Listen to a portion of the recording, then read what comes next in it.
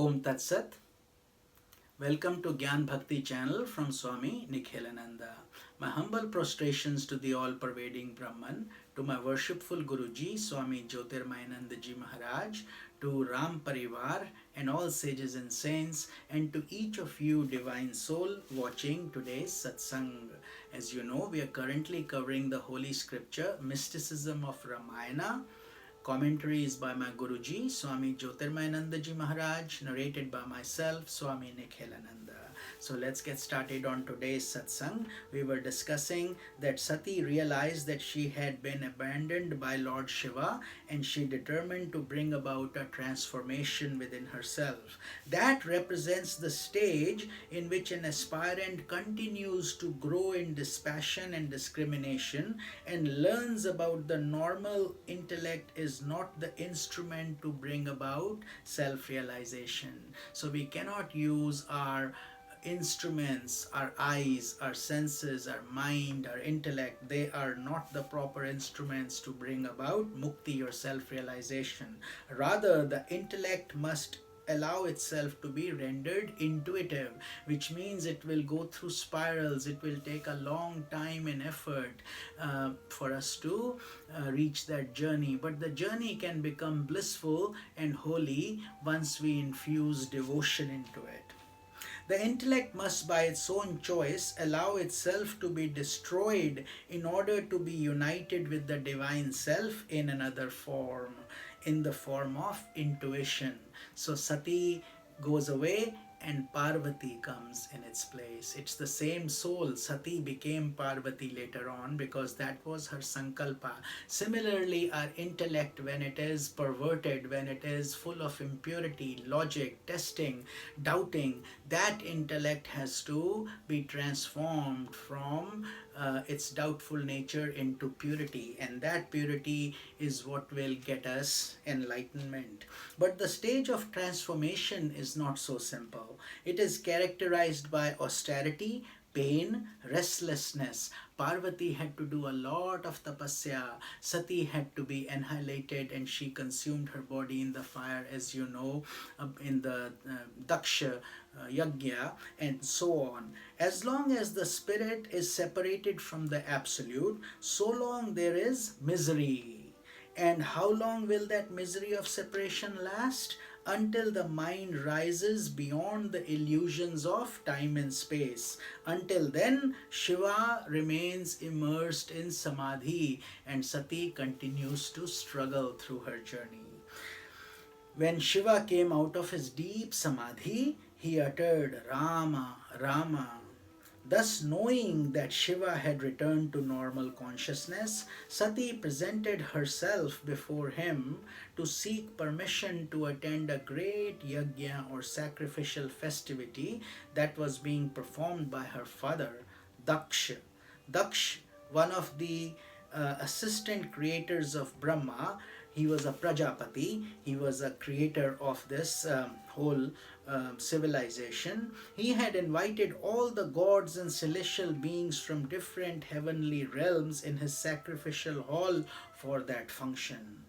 Shiva questioned the wisdom of Sati's going, since her father had specifically chosen not to invite her because of an ancient animosity he held towards Shiva. So Daksh did not like Shiva very well because Shiva is God intoxicated and he only cared about Lord Rama and his samadhi. So once Daksha was coming and Shiva did not stand up, so that hurt Daksha's ego, and since then he did not care much about his son-in-law Shiva, because Sati was Daksha's daughter. This animosity stemmed from an incident as we discussed, Shiva not showing proper respect to his father-in-law in a large assembly. Daksha took this matter to heart and he harbored a grudge against Shiva. Sometimes we humans also get into that trap where we build animosity or secret hatred towards certain people, and that's what Daksha had done. Therefore, Daksha did not invite Shiva or Sati to his yajna as a result. Vishnu and Brahma also chose not to attend. Sati, however, could not be dissuaded from going, so Shiva sent some of his ghastly looking attendants to accompany her. He first tried to tell her not to do it, but Sati, by her nature, said, "You don't need permission to go to your own father's house. He's my own father, so I can go. And you don't need permission to go to your guru's place." So that was the logic she used with Shiva, and Shiva knew she would do what she wanted to do, so he let her go, and he sent some of his Shiv guns. When Sati arrived at her father's house, she received a chilly welcome. It's as if somebody showing up who was uninvited. Diverting herself from that bitter atmosphere, Sati went to look around the sacrificial hall where preparations for the yajna were taking place. There she saw that all the gods had been given their proper place, all except Shiva. This revelation that Shiva had no place in Daksha's sacrifice caused Sati great pain, even greater than the one she received at the time when Shiva rejected her. So, overcome by immense anger, Sati stamped her foot in that sacrificial hall and spoke words steeped in anger. "Whoever does anything to displease Shiva will have no joy in his life," she told her father. "Therefore, all of you are going to suffer because of your participation in this sacrifice. Even my father is going to receive his punishment. Because of his ignorance, my father is insulting Shiva. Therefore, this body of mine that is born of Daksha will no longer exist, and I will reject any relationship or affinity with Daksha." So she broke her relationship with her father.